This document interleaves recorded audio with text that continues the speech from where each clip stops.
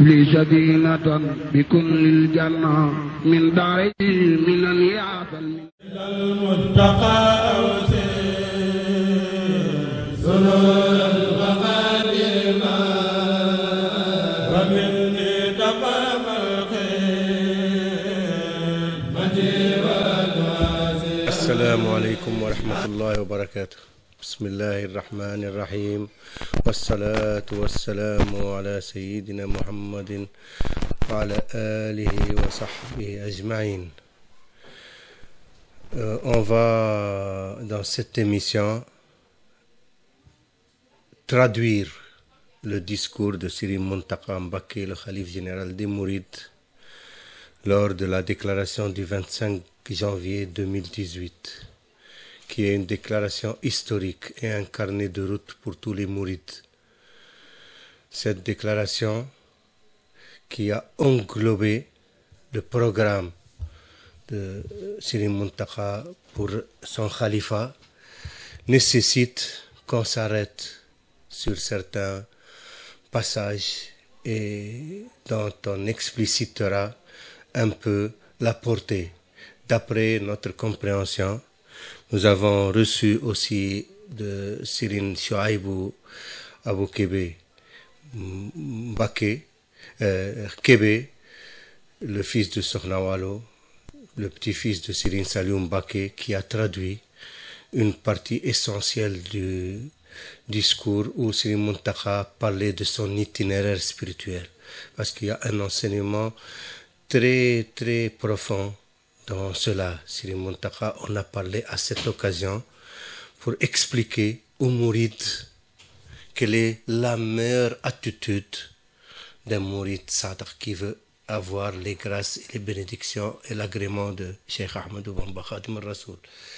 Serigne Mountakha nous explique par où il est passé pour qu'on puisse le suivre dans ce chemin qu'il nous trace, et dans sa ferme volonté d'œuvrer à la perfection dans la voie de Khadim al-Rasoul, ce qu'il a toujours fait. Il a assisté tous les khalifes depuis qu'il a commencé à occuper ses fonctions dans le mouridisme, depuis Serigne Abdoul Ahad, depuis Serigne Abdul Qadir, depuis Serigne Saliou Mbacké, qui était vraiment très intime avec Serigne Mountakha, au point que Serigne Saliou Mbacké disait à Serigne Mountakha dans leur jeunesse: tu ne sais pas que Serigne Touba a fait de toi et moi des jumeaux. Et ça, je l'ai entendu dans la famille de Serigne Bassirou Mbacké, et j'ai demandé personnellement à Serigne Mountakha qui me l'a confirmé. Donc Serigne Mountakha représente aujourd'hui pour nous une chance exceptionnelle, afin que le mouridisme passe à une autre étape. Le mouridisme doit s'élever au-delà du problème confrérique ou nationaliste ou panafricaniste, pour aller vers la mission de l'universel, qui est celle de Khadim al-Rasoul, qui est venu pour toute l'humanité sans exception. Et c'est là où Serigne Mountakha veut nous faire passer au côté universel du mouridisme, pour ouvrir grandes les portes du mouridisme vers nos frères musulmans et vers les non-musulmans, pour qu'ils puissent voir et vivre un islam authentique comme le prophète Mohammed sallallahu alayhi wa sallam nous l'a légué. Et Serigne Mountakha en est aujourd'hui le plus grand exemple vivant sur terre. Donc, on va commencer par lire la déclaration en français. Et puis, d'abord, on expliquera que, après avoir rendu grâce à Allah et avoir adressé des prières sur le prophète Mohammed sallallahu alayhi wa sallam, sur sa famille et sur ses compagnons, et après avoir récité des versets coraniques qui signifient qu'Allah avait décrété les épreuves afin de récompenser les plus méritants et les plus patients, Serigne Mountakha loua la personne de Serigne Sidi Mokhtar, le regretté Serigne Sidi Mokhtar, qu'Allah l'embrasse dans sa miséricorde et sanctifie son âme. qui nous a quittés. Et Sri Muntaka présente ses condoléances à toute la Ummah islamique. Et il a loué l'œuvre merveilleuse de Sri Sidi Mokhtar, qui a continué sur les traces de ses illustres prédécesseurs, et dont Sri Muntaka aujourd'hui reprend le flambeau. Et puis il a présenté ses condoléances à toute la famille mouride. Et puis il a prié pour que Allah embrasse Sidi Mokhtar dans son immense miséricorde et qu'il le fait rejoindre les prophètes, les siddiqoun, les véridiques, shuhada, les martyrs, et salihoun, les vertueux. Puis il s'exprima à l'intention des mourides de la famille de Cheikh Ahmadou Bamba, la famille Mbacké, pour une unité totale, une symbiose dans l'œuvre de Cheikh Ahmadou Bamba, puis aux autorités religieuses du pays pour les remercier de leur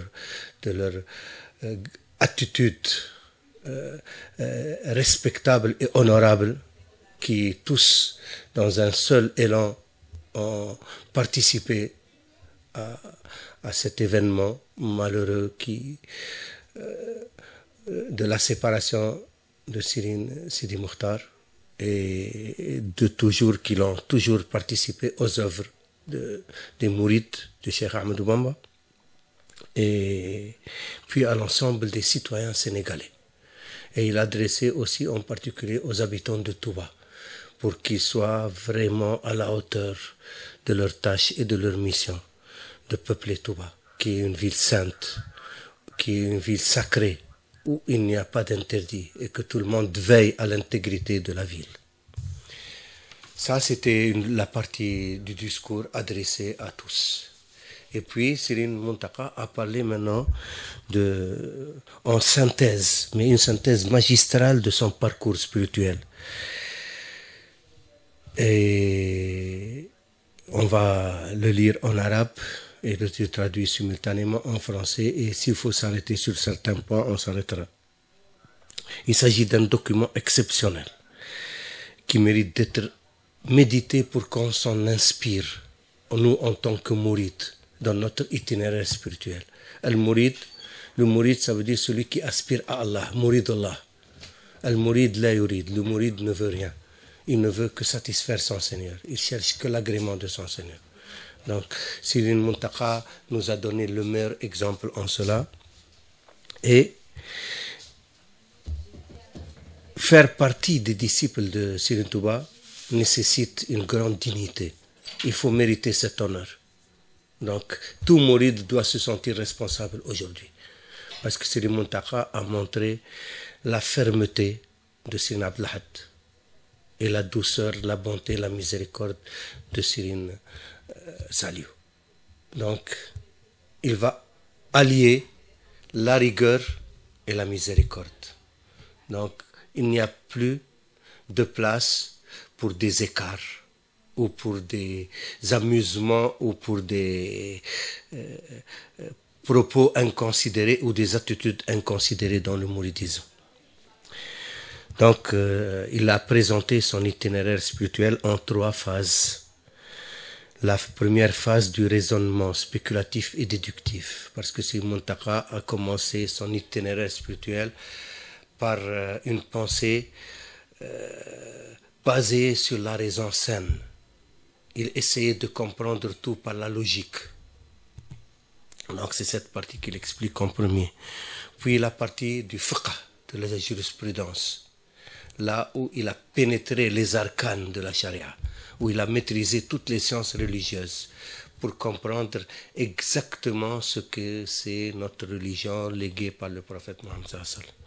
Et effectivement, Sri Muntaka maîtrise toutes les sciences, depuis la grammaire qu'il a maîtrisée, même il est allé en Mauritanie rien que pour étudier la grammaire, et le fiqh qu'il maîtrise parfaitement, non seulement le fiqh malikite, mais même aussi hanafite, shafi'ite et hanbalite.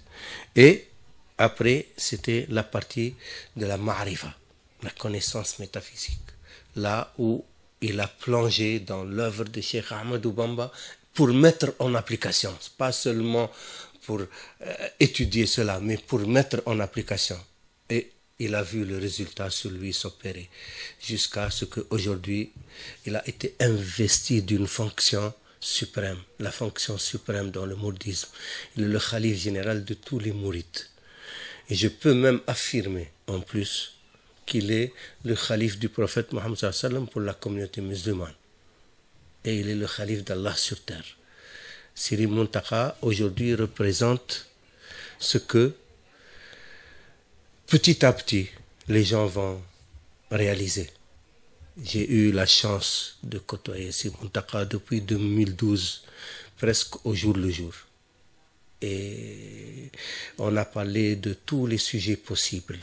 Et il est difficile de trouver sur terre aujourd'hui un homme comme Siri Muntaka, ni dans la connaissance, ni dans les vertus, ni dans la pureté de l'âme, ni dans la pureté du cœur. Donc c'est une chance exceptionnelle pour les mourides aujourd'hui. Donc on va commencer par lire la déclaration en français. Discours du Khalife général des Mourides, Siri Muntaka Bachir Mbacké. Au nom d'Allah le miséricordieux, le très miséricordieux. Louange à Allah. Je rends grâce à sa majesté comme il se doit. Paix et salut sur son noble prophète, le meilleur des créatures, sur sa famille et sur ses compagnons. Très certainement, nous vous éprouvons par un peu de peur, de faim et de diminution de biens, de personnes et de fruits, et fait la bonne annonce aux endurants qui disent quand un malheur les atteint, certes nous sommes à Allah et c'est à lui que nous retournerons. Ceux-là reçoivent des bénédictions de leur Seigneur ainsi que la miséricorde, et ceux-là sont les bien guidés. ولنبلونكم بشيء من الخوف والجوع ونقص من الأموال والأنفس والثمرات وبشر الصابرين الذين إذا أصابتهم مصيبة قالوا إنا لله وإنا إليه راجعون أولئك عليهم صلوات من ربهم ورحمة وأولئك هم المهتدون. La disparition du grand érudit Cheikh Sidi Mokhtar Mbacké constitue une dure épreuve provenant d'Allah. C'est parce que cet homme a passé toute sa vie durant à adorer Dieu, à unifier les musulmans et à rendre service à la communauté musulmane ainsi qu'à construire des lieux de culte. C'était un exemple dans l'ascétisme, le culte, la détermination, la dépense dans la voie d'Allah et la solidarité envers les pauvres et les personnes nécessiteuses. En ces douloureuses circonstances, je présente mes sincères condoléances à toute la Oumma islamique. Puisse le bon Dieu élever son grade dans son paradis céleste, avec ceux qu'Allah a comblés de ses bienfaits, les prophètes, les véridiques, les martyrs et les vertueux. Et quel bon compagnon que ceux-là.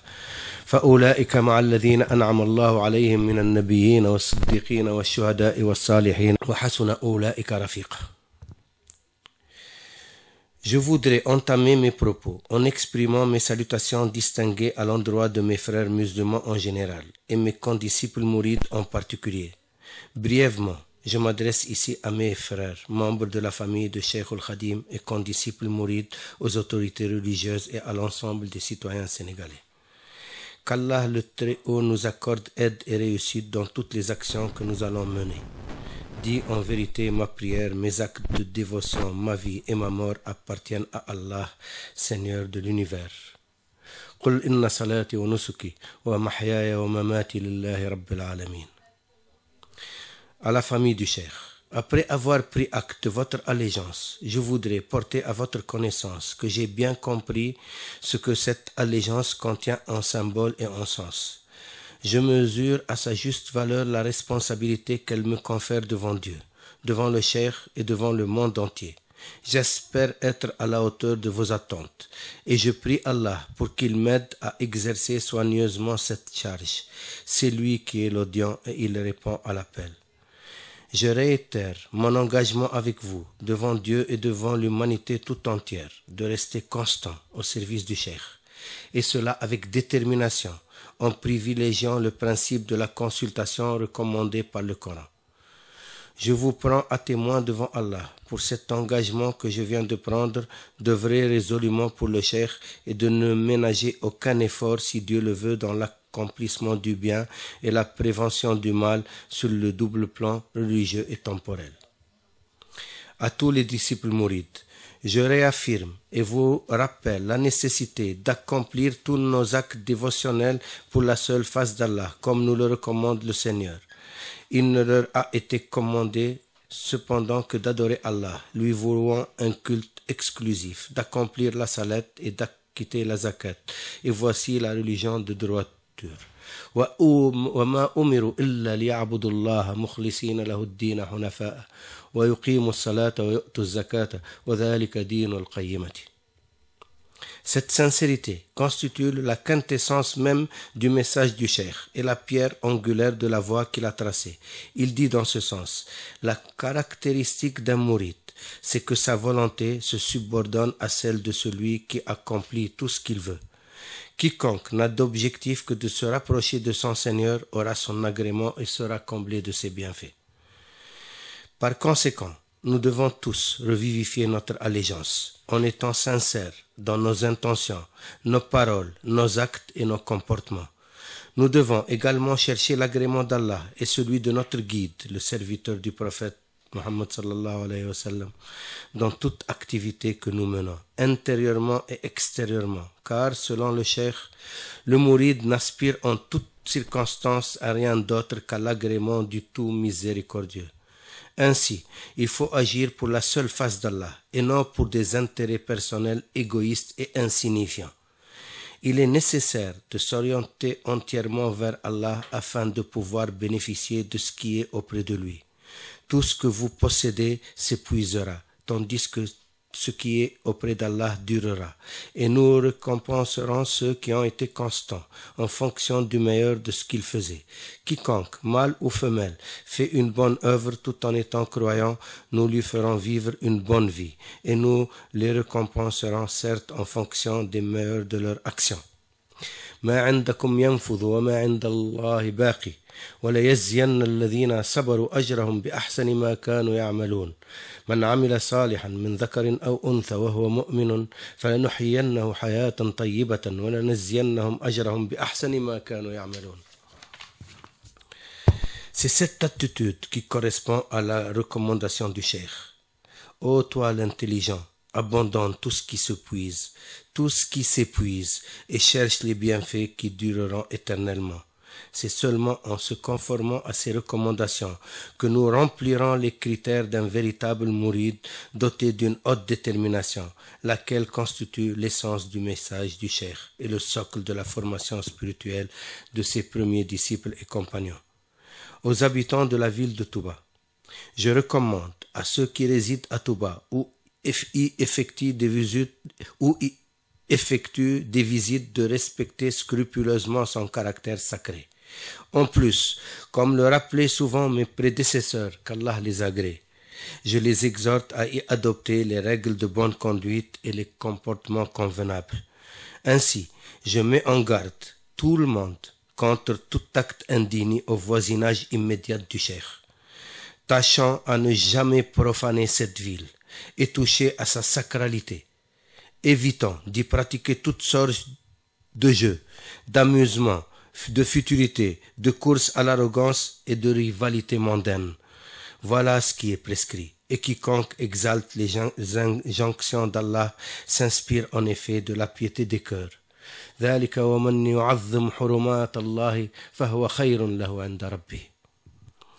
Et celui qui fait ce qu'il veut n'en tirera que des agréments. Et Allah est souverain de son commandement.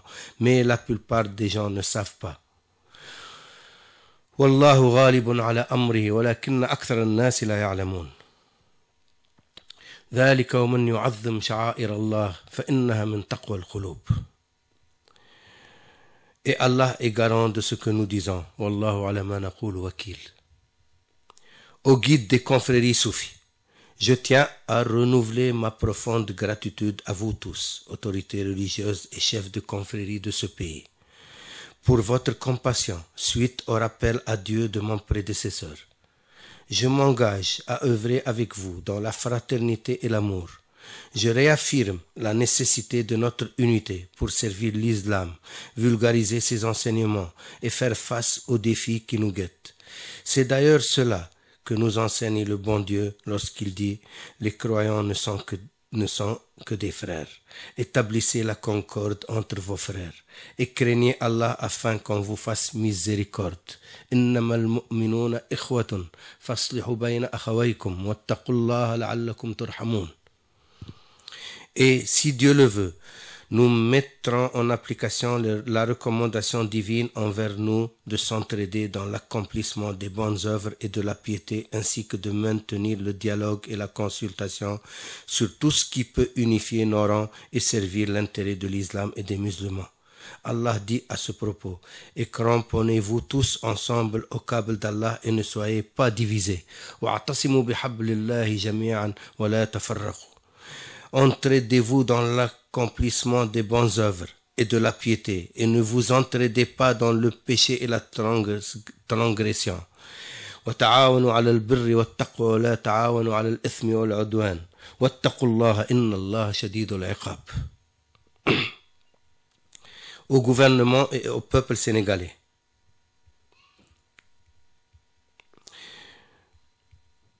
Je termine ce discours en m'adressant à tous les citoyens sénégalais, gouvernants et gouvernés. Je vous exprime mon engagement à œuvrer pour le raffermissement de nos liens de fraternité, de citoyenneté et de voisinage.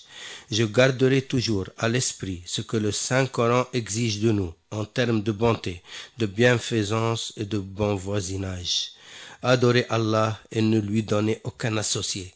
Agissez avec bonté envers vos pères et mères, les proches, les orphelins, les pauvres, le proche voisin, le voisin lointain, le collègue et le voyageur, et les esclaves en votre possession, car Allah n'aime pas en vérité le présomptueux, l'arrogant.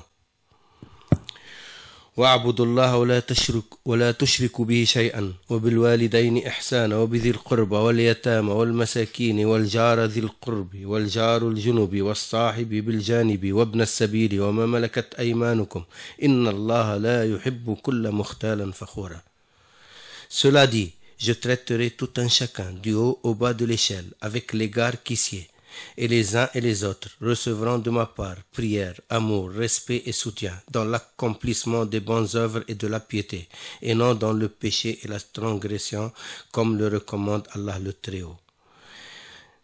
Maintenant, je voudrais porter à la connaissance de tout le monde que ce qui m'importe dans ce bas monde, c'est de servir l'islam et les musulmans. Je ne veux ou souhaite rien d'autre qui ne puisse m'aider à accomplir à bien mes devoirs envers Allah et Cheikh al-Khadim. Mon seul souci, c'est d'assumer cette lourde responsabilité qui pèse sur moi. Rien d'autre ne m'intéresse, ni de près ni de loin. Je conclus en implorant Allah pour qu'il nous favorise de ce qui le satisfait et nous accorde la réussite. Dans mon service, je suis accompagné par la faveur de notre Créateur, qui inculque le bien et efface l'ignorance et la souffrance. Ma réussite ne dépend que d'Allah. En lui je place ma confiance, et c'est vers lui que je reviens repentant.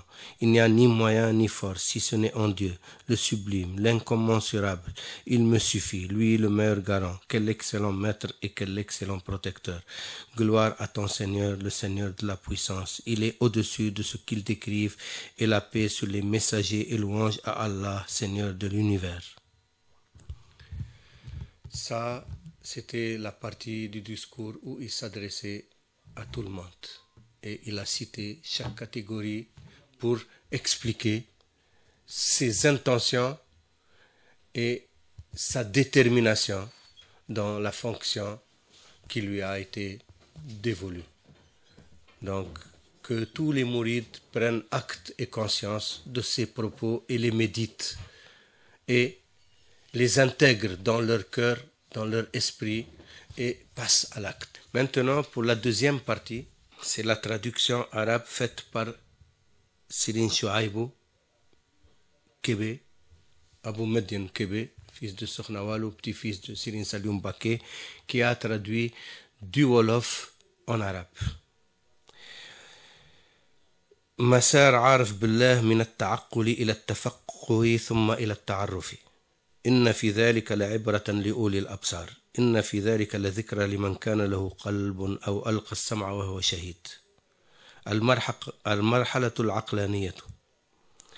فقد ابتلاني الله أني لا أفعل في حياتي شيئا ولا أمضي في طريق إلا بعد قناعة وتجربة واختبار، ولهذا كان سلوكي وسيري إلى الله شاقا وصعبا. ولما عرفت أن هذا طبيعتي وجبلتي وجدت أن السير إلى الله يكون بالتدرج والتسلسل من الأدنى إلى الأعلى، وإن إلى ربك المنتهى. وبناء على ذلك فلا بد أن أبدأ سيري بمعرفة الدنيا قبل كل شيء، فاختبرت الأمر بنفسي عن طريق التجربة العقلانية بالتأمل العقلي والسلوك الأخلاقي الحسن، فمضيت في طريق الهداية واختبرت الأمر بنفسي مدة لا بأس بها، ولم يكن لي هم في ذلك الوقت إلا اكتشاف الحقيقة، حتى توصلت في نهاية المطاف إلى قناعة راسخة بأن لا سبيل للنجاة في الدنيا إلا باتباع طريق الهداية، فالحمد لله رب العالمين. فمضيت على ذلك مدة لا بأس بها، وفي غضون ذلك اكتشفت أن الهداية نوعان: طبيعي ورباني. فالطبيعي ما يميز الإنسان عن البهائم ويؤنس به الإنسان إلى أخيه الإنسان في التعايش والتعامل من معرفة الخير والشر والحق والباطل. وأما الرباني فهو ما يرشد الإنسان إلى معرفة الله وأسمائه وصفاته ليتعبد بها إلى الله ويتقرب بها إلى نيل رضوانه والسعادة في الدنيا والآخرة. فمن هنا عرفت أن الخير كل الخير في اتباع هذا الهدى الرباني. قل إن هدى الله هو الهدى ولئن اتبعت أهواءهم بعد الذي جاءك من العلم ما لك من الله من ولي ولا نصير. Ça, c'est la première partie de l'itinéraire spirituel de Sri Muntaka. Ceci est un exemple pour les perspicaces, pour ceux qui ont de l'entendement, de l'intelligence, de la clairvoyance. إن في ذلك لذكرى لمن كان له قلب أو ألقى السمع وهو شهيد. Ceci est un rappel pour ceux qui ont un cœur ou qui ont une ouïe ou qui témoignent, qui sont des témoins.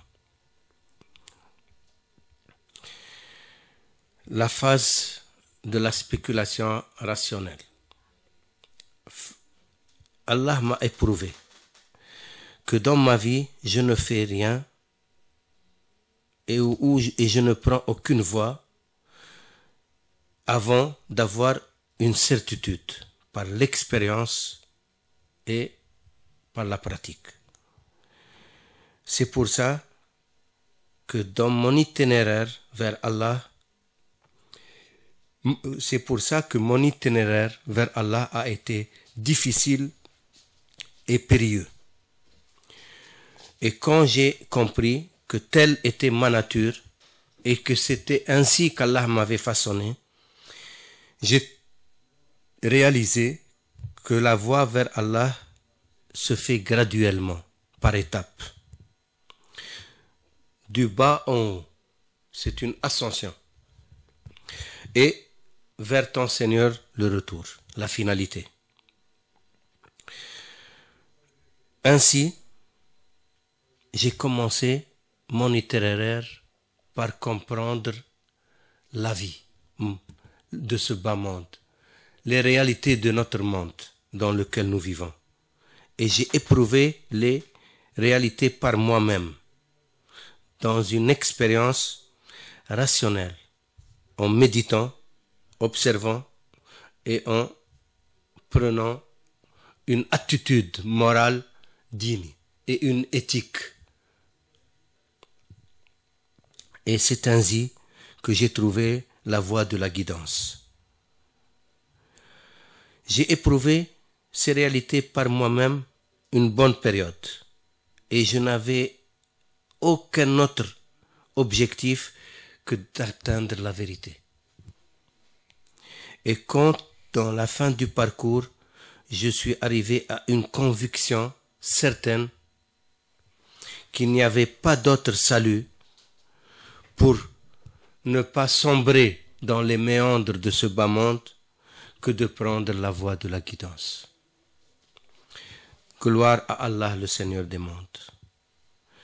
Je suis resté une période dans cet état et j'ai découvert que, en vérité, la guidance était de deux ordres, naturelle et divine. Il y a une guidance naturelle et une guidance divine. La guidance naturelle est celle qui différencie l'humain de l'animal, l'homme de l'animal, l'homme ou la femme, l'être humain de l'animal. Et qui fait que l'être humain peut vivre, cohabiter avec son prochain. Pour que les humains puissent vivre ensemble, il faut déjà qu'il ait cette guidance naturelle. Pour qu'ils puissent avoir une relation saine, que ce soit dans les rapports humains, sociaux, commerciaux. Et en distinguant entre le bien et le mal. Comme a dit le prophète Mohammed sallallahu alayhi wa sallam, La ya'mun ahadukum illa an yuhibba li akhihi ma yuhibba li nafsihi. Personne d'entre vous ne peut se dire croyant s'il n'aime pas pour son frère ce qu'il aime pour lui-même. Et tu dois aussi détester pour ton frère ce que tu détestes pour toi-même. Wa an takraha li akhika ma takraha li nafsik.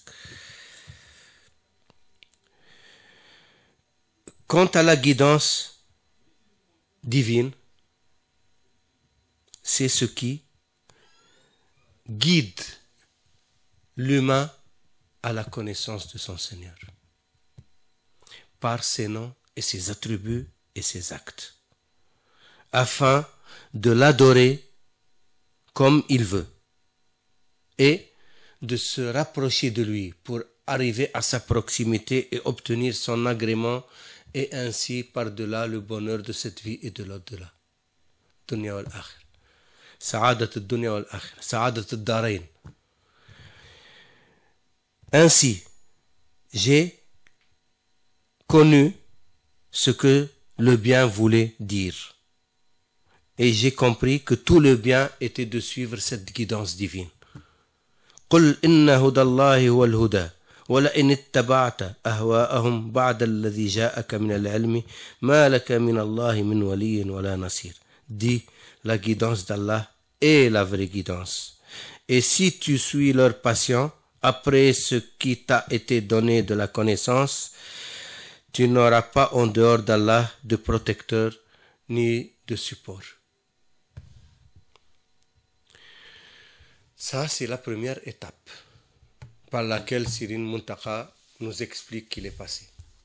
Donc, il a résumé que la meilleure voie et la meilleure attitude dans la vie d'un homme, c'est de chercher la guidance pour échapper au piège de ce bas monde et pour avoir une aspiration qui l'amène vers son Seigneur. Et la guidance aussi, et c'est très important, Sirin Muntaka nous l'explique, non seulement par une connaissance, mais par une expérience aussi, qu'il y a une guidance naturelle, qui est l'éthique, la morale, et il y a une guidance divine, qui est le ma'rifa, la connaissance d'Allah par ses noms et ses attributs et ses actes, l'asma, wa sifat wal af'al, parce que Allah, il est omniprésent. Allah est avec nous où que nous soyons. Mais comment? Il faut connaître Allah par ses noms et par ses attributs et par ses actes pour réaliser qu'il est avec nous, pour l'adorer comme si on le voit. Car même si nous ne le voyons pas par les yeux, lui nous voit. Mais on peut le voir par les yeux du cœur, par l'intelligence, par l'intellect. C'est ça ce que Sirin Muntaka nous apprend ici. C'est ce que le prophète Mohammed sallallahu alayhi wa sallam avait expliqué quand l'ange Gabriel, Sayyidina Jibril alayhi salam, lui l'a interrogé. Akhbirni an al-ihsan, informe-moi sur l'ihsan. Le prophète Mohammed sallallahu alayhi wa sallam répondit: Al-ihsanu an ta'bud Allah ka'annaka tarah, fa in lam takun tarahu fa huwa yarak. L'ihsan, la perfection, est d'adorer Allah comme si tu le vois, car même si tu ne le vois pas, lui, il te voit. Donc voilà, c'est par là qu'a commencé Sidi Mountakha. Il est arrivé à cette finalité. Maintenant, il contemple Allah par ses noms, ses attributs et ses actes dans sa création. Al-Marhala al-Fiqhiyya. Maintenant, la partie de la jurisprudence, du fiqh. وقد وفقني الله أني ترعرعت وشببت على الدين، فلذلك جعلت همي كله في البحث والتعمق في فقه الدين وحكمته وفلسفته، لكي أكتشف حقائق الدين ومكارمه على أصح وجه وأكمله. فوفقني الله تعالى بعد مدة طويلة إلى إرواء عطشي ونيل مرادي ومطلوبي من جميع المعارف الدينية والوصول إلى اللب والغاية والنهاية من حقائق الدين وعلومه، فلم يبق لي بعد ذلك إلا السلوك والتعرف. Sidi Mountakha maintenant nous explique la partie du fiqh, son itinéraire dans le fiqh. La phase du fiqh. Allah m'a aidé à ce que j'ai eu la chance de grandir dans la religion, dans une ambiance religieuse, dans une famille pieuse religieuse. D'ailleurs, que tout le monde connaît au Sénégal, la famille de Cheikh Ahmadou Bamba. Son père, Serigne Bassirou Mbacké, est l'un des plus grands savants du Sénégal. Par l'unanimité, tous les savants sénégalais comme mauritaniens reconnaissent la valeur de Serigne Bassirou Mbacké. D'ailleurs, c'est lui qui est le biographe de son père, qui a écrit la biographie et l'itinéraire spirituel de son père, Cheikh Ahmadou Bamba Khadim al-Rasoul. Donc c'était le plus savant des fils de Serigne Touba. Et il avait aussi eu une chance c'est le plus qui a vécu avec son père, avec Cheikh Ahmadou Bamba, presque 30 ans. Et il le voyait quotidiennement, parce que Serigne Touba lui avait demandé de rester auprès de lui, parce qu'il voulait partir en Mauritanie pour apprendre. Serigne Bassirou. Il était parti une petite période, mais Serigne Touba lui a dit de revenir rester. C'est le savoir qui va venir à lui. Et effectivement, les savants, les awliya de Mauritanie venaient tout le temps chez Serigne Touba. Et il a puisé en eux et il a puisé en son père beaucoup plus. Et Sidi Mountakha a puisé beaucoup dans son père. Donc, ça, c'est quand il dit il a grandi dans une famille, Allah l'a favorisé, il a grandi dans une famille pieuse et savante. C'était ainsi que j'avais mis toute ma volonté dans la recherche et l'étude de la jurisprudence, le fiqh ad-din, et sa sagesse, hikmata, wa falsafa, et sa philosophie, l'esprit du fiqh, pas seulement la littéralité, mais l'esprit des mots. Sidi Mountakha a jusqu'à aujourd'hui, tous ceux qui le connaissent sont étonnés par sa compréhension, par son élocution, par ses précisions. Donc, et même l'un des plus grands savants du Sénégal, Serigne Sambay, il disait publiquement, on peut voir ça même dans des enregistrements, que lui, celui qui l'étonne le plus dans ce pays, c'est Serigne Mountakha Mbacké. Il a dit la connaissance qu'a Serigne Mountakha, ça dépasse tout entendement. Donc, Serigne Mountakha a mis toute sa volonté non seulement à comprendre les cours qu'on donne du fiqh ou la terminologie du fiqh, mais l'esprit, l'essence du fiqh, afin de découvrir les vérités de notre religion et les vertus dans sa face la plus sublime et dans sa totalité. Il voulait appréhender les sciences de l'islam dans toutes leurs facettes et d'après toutes les écoles pour comprendre non seulement les divergences mais les concordances aussi. فوفقني الله تعالى بعد مدة طويلة إلى إرواء عطشي ونيل مرادي ومطلوبي من جميع المعارف الدينية. Et Allah m'a favorisé qu'après une longue période, j'ai pu me désaltérer et obtenir ce que je cherchais dans les connaissances religieuses, et je suis arrivé à la substance, à la quintessence des sciences. Je suis arrivé à sa finalité, à la finalité des réalités spirituelles et des sciences religieuses. Il ne me restait plus après cela qu'à pratiquer, qu'à entrer dans la voie pour le cheminement d'Allah et pour la connaissance d'Allah. Après avoir intégré le message divin, parce que Allah nous a envoyé un messager, le prophète Mohammed sallallahu alayhi wa sallam, qui est le sceau des prophètes et des envoyés, Khatim al-Anbiya wal-Mursalin, avec un message, Risala, qui est le Coran, et avec l'exemple du prophète Mohammed sallallahu alayhi wa sallam, qui était le Coran en forme humaine. Il était le frère du Coran. Sayyida Aïcha radiyallahu anha, quand on lui a demandé Kayfa kanat khuluqu Rasulullah, qalat khuluquhu al-Qur'an. Quand on a demandé à Aïcha, qu'Allah l'agrée, comment étaient les caractéristiques du prophète Mohammed sallallahu alayhi wa sallam, elle disait ses caractéristiques étaient le Coran. Donc il était le pendant du Coran. Et le prophète Mohammed sallallahu alayhi wa sallam, il disait Utitu al-Qur'ana wa mithlahu ma'ahu. On m'a donné le Coran et son semblable et son pareil. Son pareil, c'est la Sunna, qui est l'explication du Coran.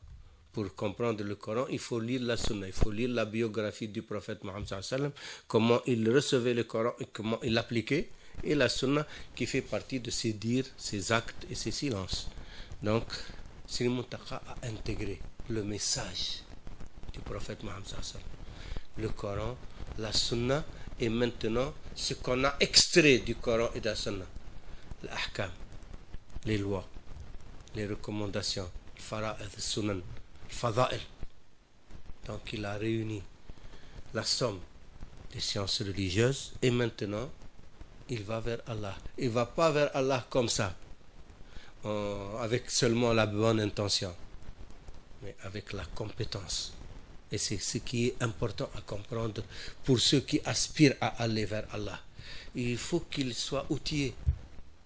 Quand quelqu'un, par exemple, aujourd'hui te dit « Oui, moi je suis le Coran et la Sunna, pourquoi je vais suivre un guide ?» Allah nous a envoyé le Coran et le prophète comme exemple, donc je n'ai qu'à suivre le Coran et la Sunna. C'est très bien, c'est une vérité absolue. Mais avec quelle compétence? Il faut d'abord être très compétent en langue arabe.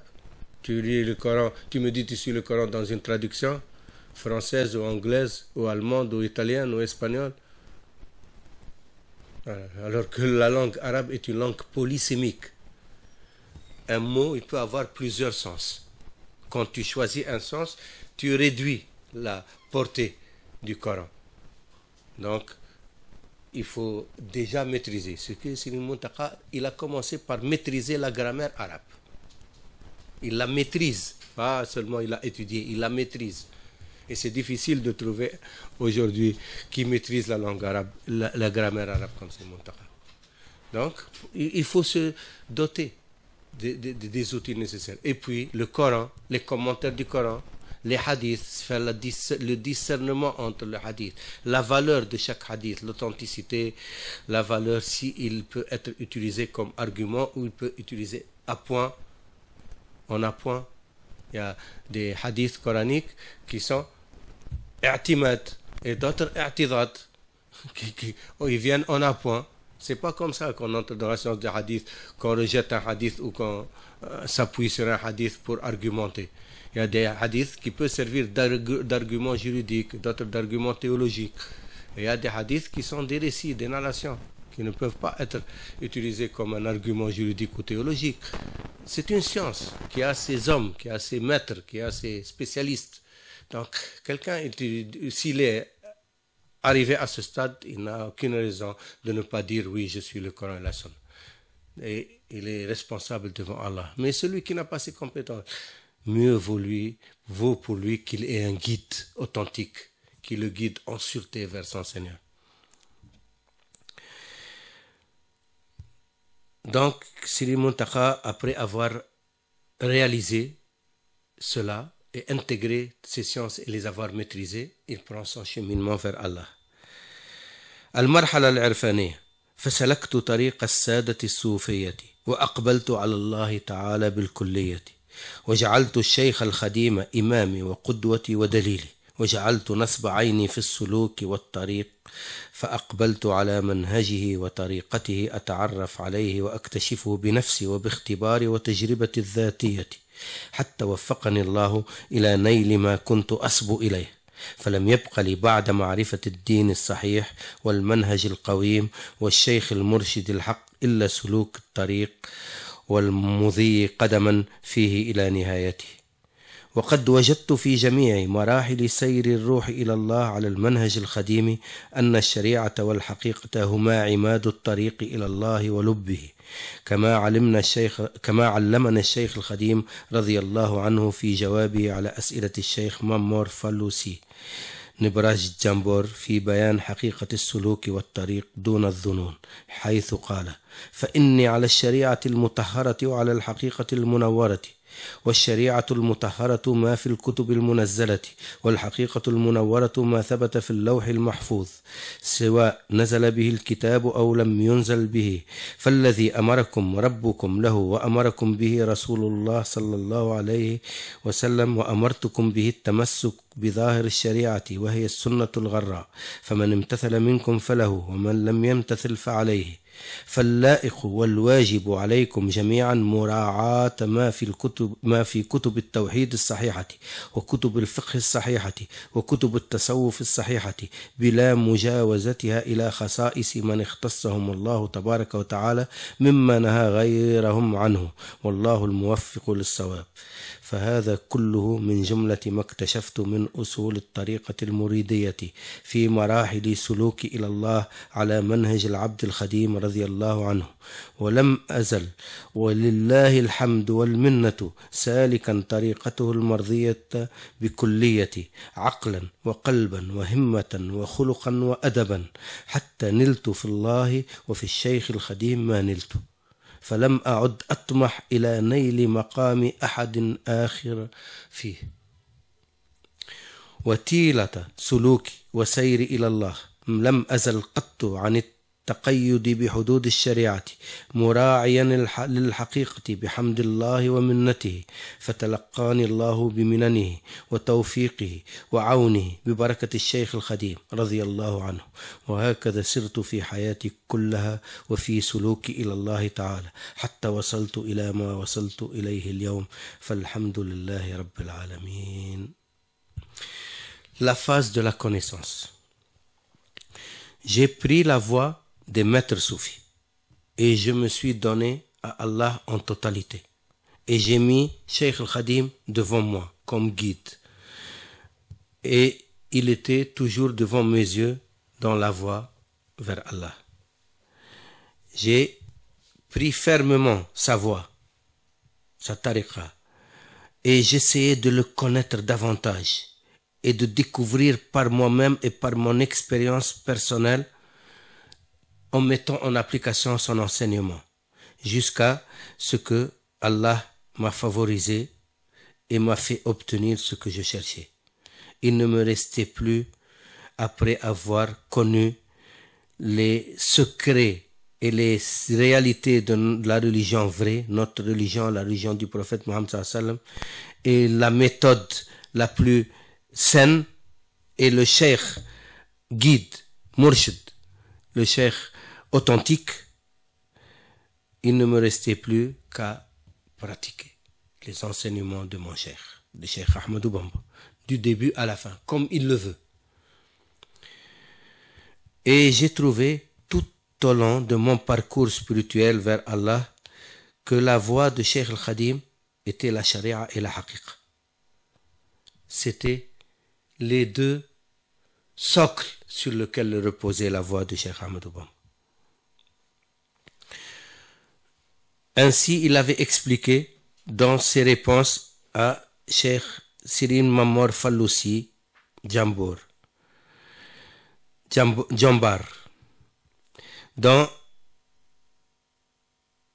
quand il lui expliquait les réalités de l'itinéraire spirituel sans perplexité. Cheikh Ahmadou Bamba dit: je suis sur la charia pure et sur la haqiqa lumineuse. La charia pure est ce qu'il y a dans les livres révélés, et la haqiqa lumineuse est ce qui est écrit dans le Lawh al-Mahfouz, la tablette gardée. Qu'il soit révélé dans le livre ou qu'il ne soit pas révélé dans le livre. Parce que c'est écrit en analyse dans le Lawh al-Mahfouz et il est écrit en synthèse dans les livres révélés. Et ce que vous a ordonné votre Seigneur, et ce que vous a ordonné votre prophète, paix et salut sur lui, et ce que je vous ordonne est de tenir fermement sur l'exétorisme de la charia, Zahar sharia, qui est la sunna pure. Celui qui se conforme, ce sera à son avantage. Et celui qui ne se conforme pas, c'est à son désavantage. Ce qui est digne de vous et ce qui est obligatoire pour vous est de bien appliquer ce que vous trouvez dans les livres du tawhid authentique et dans les livres du fiqh authentique et dans les livres du tasawuf authentique, et de ne pas les dépasser pour les khasa'is, pour les spécificités, pour les particularités, pour les dons qu'Allah a donnés à certaines personnes. Il y a certaines personnes qu'Allah a pris pour lui et il les gratifie de certains secrets et de ce mystère pour eux. Ils ne sont pas pour les autres, c'est pour eux. C'est khususiyat, al-ikhtisas. Tabarakallahu ta'ala. Allah, qu'il soit transcendant et exalté au-delà de ce que nous pensons. Et Allah peut accorder des grâces, des faveurs à certains et les interdire pour d'autres. Donc, il ne faut pas regarder. C'est le cas de Cheikh Ibrafal. Cheikh Ibrafal est un cas particulier d'Allah. Il a des dons et des grâces d'Allah pour œuvrer, pour sa mission. Il était un missionnaire. Il avait pour mission d'œuvrer pour Cheikh Ahmadou Bamba, d'être le support, le socle de la voie mouride que Cheikh Ahmadou Bamba a tracée. Donc, il avait des particularités, des spécificités. Il vivait dans un état de proximité avec son Seigneur. Wallahu al-muwaffaq lis-sawab. Qu'Allah nous assiste et nous guide vers la vérité. فهذا كله, ceci fait partie de ce que j'ai découvert dans les fondements de la voie mouride pendant la période de mon itinéraire spirituel, sur le chemin qu'a tracé l'esclave serviteur d'Allah, sur lui l'agrément. Et jusqu'à aujourd'hui, je reste toujours sur cela, par la grâce d'Allah et par sa bénédiction. Je prends cette voie en totalité, avec mon cœur, avec mon esprit, avec mes mains, mes pieds, mon corps, avec mon argent, ma fortune, mes enfants, ma famille, avec tout ce que j'ai. Avec l'attitude nécessaire, avec l'éthique, avec la morale,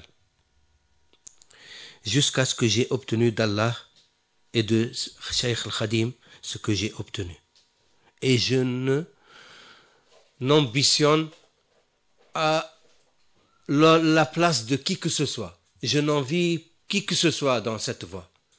Je suis satisfait de ce que j'ai obtenu dans la voie d'Allah et du prophète Mohammed sallallahu alayhi wa sallam et de Cheikh Al-Khadim.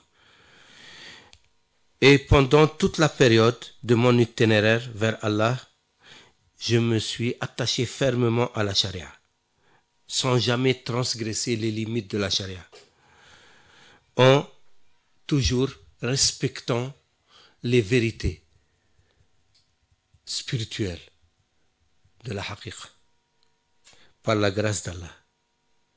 Allah m'a